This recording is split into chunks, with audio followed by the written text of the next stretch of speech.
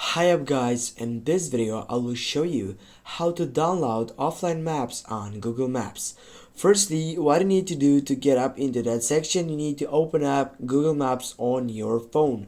When you get up into Google Maps, you need to tap on the right upper side on your profile icon.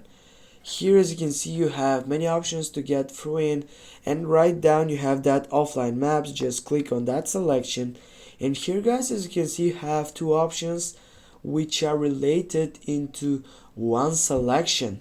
Now here simply you can just tap on the first selection, select your own map.